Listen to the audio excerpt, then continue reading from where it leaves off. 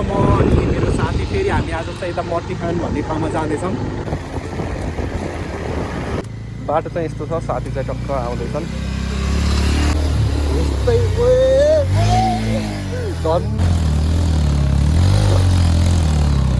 यस्तो छ यो अवस्था। Grab my shades and hit the streets, no plan. Chasing vibes like seashells in the sand. Hello guys, again welcome to my channel. आज म अनि मेरो साथी फेरि हामी आज चाहिँ यता मर्तिखान भन्ने ठाउँमा जाँदैछौँ। त्यहाँबाट चाहिँ यता हिमालको भ्यू अनि पोखराको भ्यू चाहिँ बम्बाल देखिन्छ। त्यहाँ मेनली मान्छेहरू चाहिँ भ्यू हेर्नको लागि जाने गर्छन्। हामी पनि यहाँ पोखराबाट अहिले हामी यहाँ छोरेबाटोमा छौँ। अब हामी यहाँदेखि मर्तिखानसम्म जाँदैछौँ। हजुरहरूले हेरेर अन्तिमसम्म हेरेर चाहिँ साथ दिनु होला। एकदम रमाइलो हुनेछ हाम्रो भ्लग। हामी ठ्याक्क अहिले छोरेबाटोबाट जाँदैछौँ। अहिले चाहिँ टाइम चाहिँ ठ्याक्कै 4 बजेको छ। अब हामी यहाँबाट जाँदैछौँ। ओके, लास्टसम्म हेर्नु होला। ओके गाइस,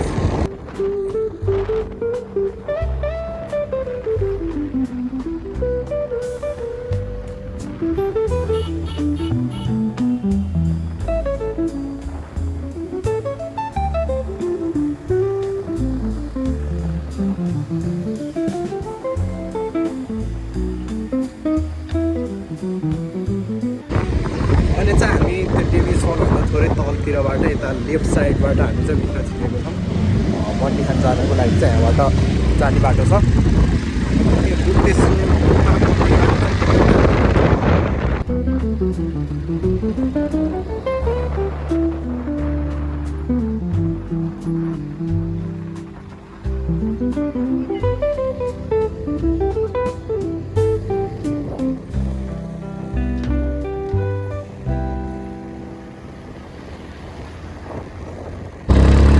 छोरेबाटोदेखि चाहिँ सिधै माथि छ उकालो, यहाँदेखि 7 किलोमिटर माथि डाँडोमा।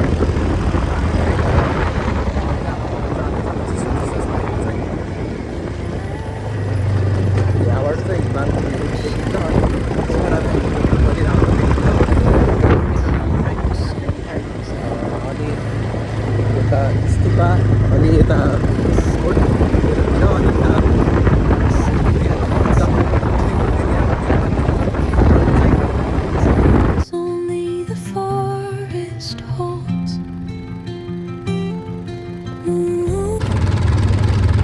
जति माथि आउँदैछौँ त्यति नै एकदम बम्बाल भ्यू देखिदिएको छ। यहाँ चाहिँ यता पोखराको भ्यू चाहिँ अब बम्बाल देखिसक्नुला। अनि यहाँ चाहिँ थोरै हिमालको भ्यू पनि देख्न लागिरहेको हेर्छ चाहिँ। अब कुन्डीकोट सनसेट हुने बेला चाहिँ यता पछाडि चाहिँ कुन्डीकोट छ। यहाँ माथि देख्न सक्नुहुन्छ।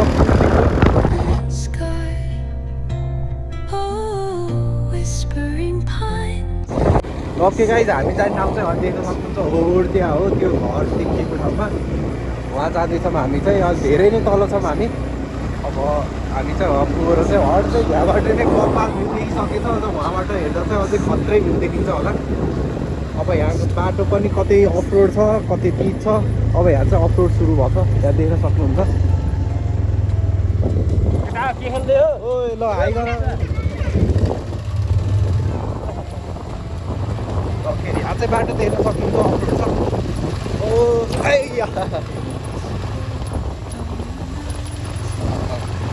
माथिसम्मै अफरोड छ है। कोही ठाउँमा पिच, कोही ठाउँमा अफरोड, कोही ठाउँमा हिलो, कोही ठाउँमा के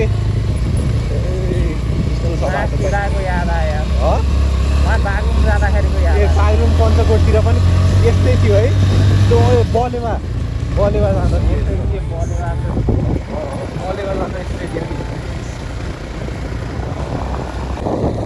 लगाइ यहाँ देख्न सक्नुहुन्छ बब्बाल यता हिमालको भ्यू चाहिँ देख्न सकिन्छ यहाँबाट एकदमै। यता पोखरा भ्याली पनि देख्न सकिन्छ यहाँबाट चाहिँ बब्बाल देखिन्छ।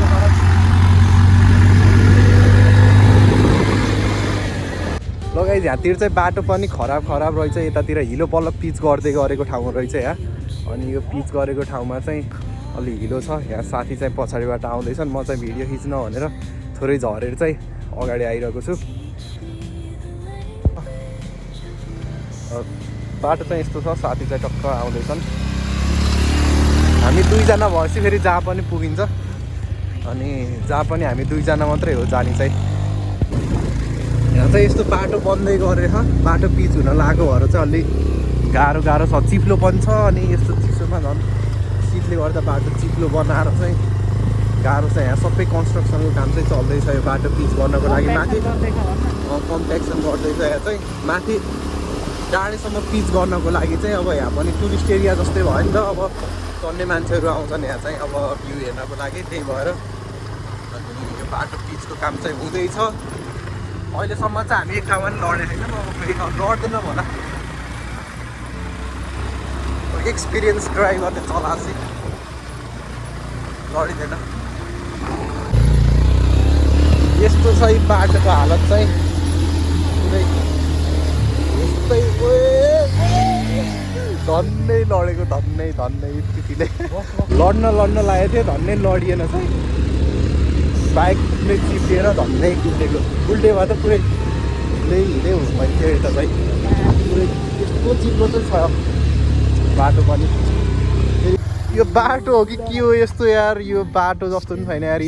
तै लास्ट बिगारेर बाटो चाहिँ तै धन्नै एक ठाउँमा धन्नै लडिएन यस्तो छ हालत चाहिँ बाटो त टायरभरि पुरै माटोले गर्दा लड्किरह उहाँ चाहिँ जेसिबीले बाटो बनाउँदैछ खोइ हाम्रो मट्टीखानसम्मको यात्रा चाहिँ यहाँबाटै रोकिएला जस्तो छ यहाँ चाहिँ यस्तो छ नउक्लेर पुरै हिलो हेर त त्यहाँ त बाटै छैन त के गर्ने हो अनि त्यो डोजरले पुरै माटो थुपारे नि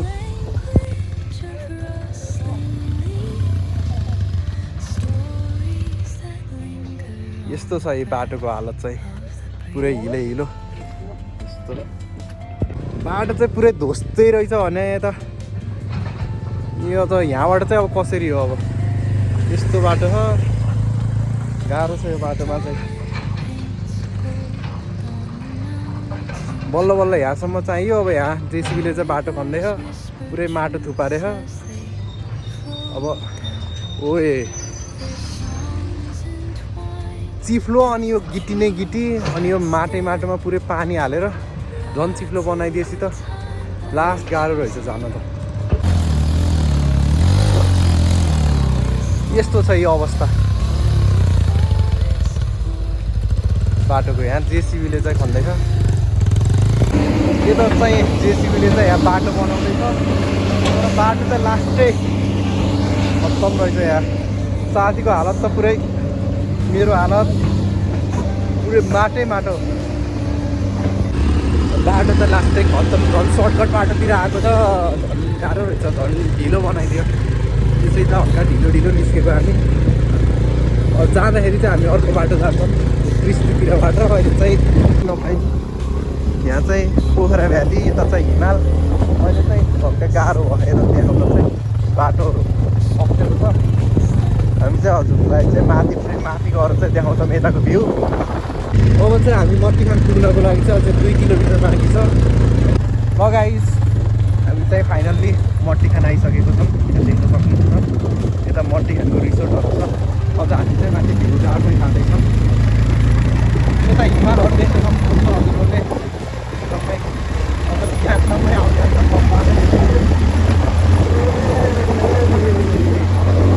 ल गाइस फाइनल्ली हामी मट्टीखान आइसकेको छौँ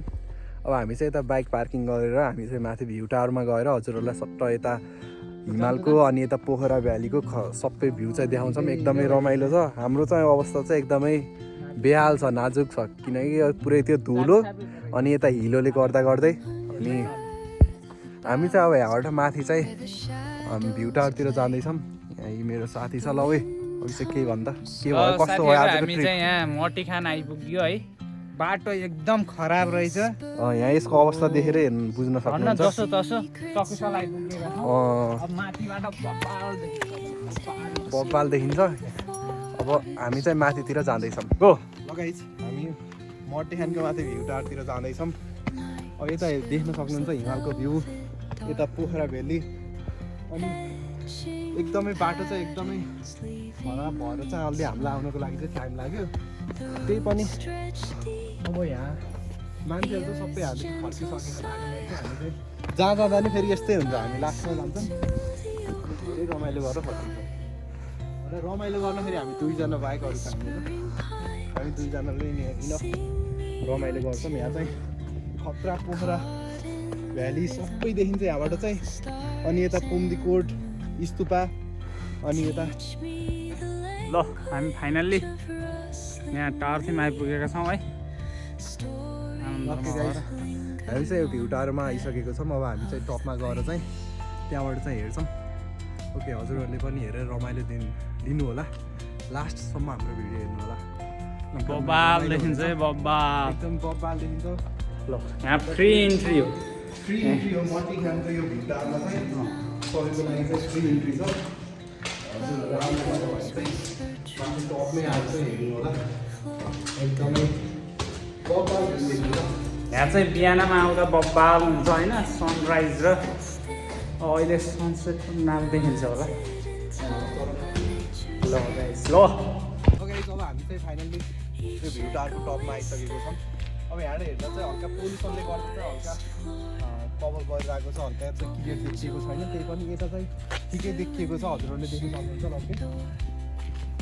अब यता देख्नु सक्नुहुन्छ यता चाहिँ कृष्टि छ अनि यता भिरपारा भन्ने ठाउँ छ हाम्रो यो पछाडि अनि यहाँ चाहिँ कोटको मन्दिर अनि यहाँ चाहिँ रिसोर्ट छ त्यहाँ अनि यहाँ चाहिँ मटिखानको रिसोर्ट त्यो भयो अनि यता देख्न सक्नुहुन्छ यता माथि पुम्दीकोट त्यहाँ चाहिँ स्तुपा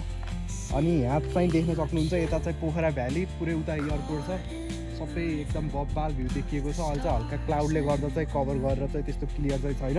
यदि हजुरहरू आउँदै हुनुहुन्छ भने बिहानको टाइममा मर्निङ टाइममा आउनुभयो भने चाहिँ यहाँबाट चाहिँ बब्बाल भ्यू देखिन्छ अनि यता हिमालहरू चाहिँ चिताउनु आउने अरू कुराहरू चाहिँ हिमालहरू हो यहाँ चाहिँ फिस्टेल देख्न सक्नुहुन्छ फिस्टेल तेल मात्रै छ तर अरू चाहिँ पुरै सुक्खा डाँडा जस्तै छ किनकि अब त्यो पुरै हिउँ चाहिँ मेल्ट भइसकेर त्यो डाँडा मात्रै देखिएको छ अरू हिमालमा पनि माथि टपतिर चाहिँ हिउँ छ भने अलिक बटम साइडतिर चाहिँ पुरै हिउँ चाहिँ मेल्ट भएर पुरै सुक्खा डाँडा कालो डाँडा जस्तो देखिरहेको छ अनि त्यही माथि पनि फेरि क्लाउडले छिप्पिएको त्यस्तो क्लियर छैन तर यहाँ चाहिँ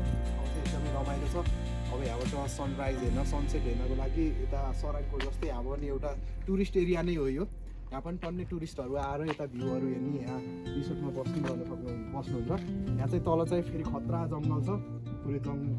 अनि यता हामी चाहिँ गाउँ हुँदै आएको अहिले हामी जाने बाटो चाहिँ यताबाट गइन्छ हामी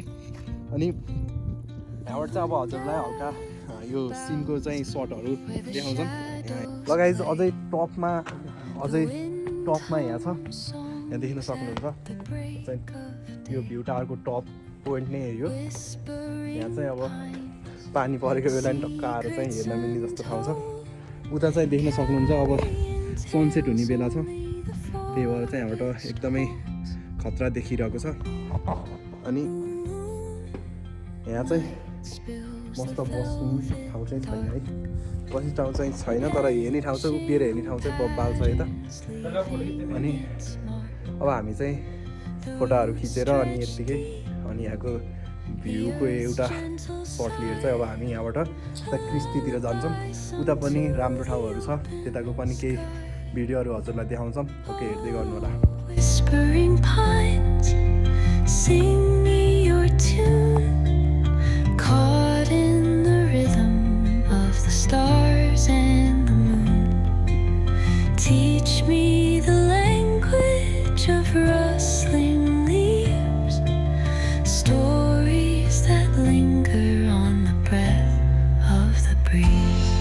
गाइस अब हामी चाहिँ यहाँ घुमेर लगभग सकियो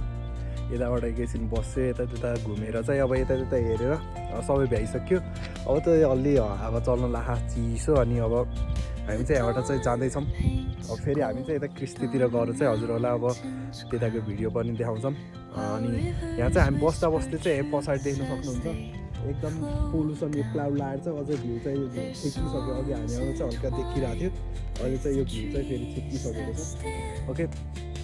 ओके गाइज अब यो मटिखान हो अब यो मटिखानबाट चाहिँ खतरा बिहानमा चाहिँ अलिक खत्रै भ्यू देखिन्छ अनि अब हामी चाहिँ थोरै उतापट्टि त्यो मन्दिर अनि त्यो बाटो हुँदै हुँदै हामी चाहिँ उता कृष्टितिर जान्छौँ अब ओके हेरिरहनु होला ल ओके गाइज यहाँबाट चाहिँ एउटा अमेजिङ भ्यू चाहिँ देख्न सक्नुहुन्छ हजुरहरूले यहाँ चाहिँ सनसेट ठ्याक्कै सनसेट हुनु लाख यहाँबाट चाहिँ खतरा भ्यू देखिरह यो चाहिँ बब्बाल भ्यू देखिरहन्छ यहाँबाट चाहिँ उता सराङकोटको जस्तै यहाँबाट पनि खतरा भ्यू देखिन्छ यो सनसेटको अझ सनराइजको पनि अझै बब्बाल भ्यू देखिन्छ यहाँ हजुरहरूले देख्न सक्नुहुन्छ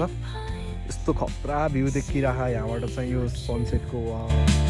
Caught in the rhythm of the stars and the moon.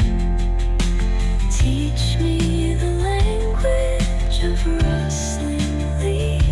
Lucky guys अब हामी चाहिँ भ्यू टावरबाट चाहिँ तल झर्दैछौँ अब यहाँबाट चाहिँ हेऱ्यो हजुरहरूले नि हेर्नुभयो होला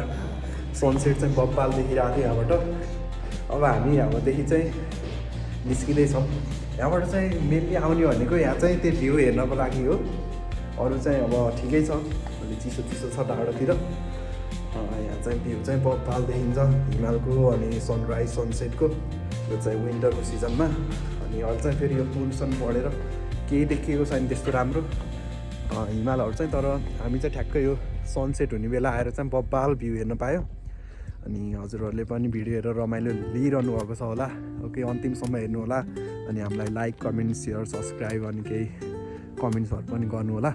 अझ भिडियोमा के कस्तो गर्नुपर्छ भनेर ल ओके हेर्दै गर्नु होला अन्तिमसम्म Woke up late, missed the morning glaze. But the sunlight hits in so many ways.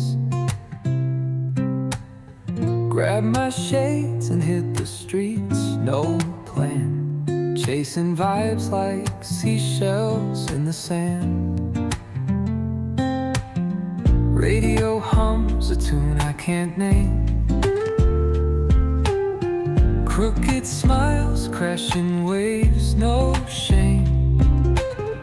Flip my phone, toss it in my bag. Today's for us, no time to lag. Feel the world just turning slow. Let the breeze tell us where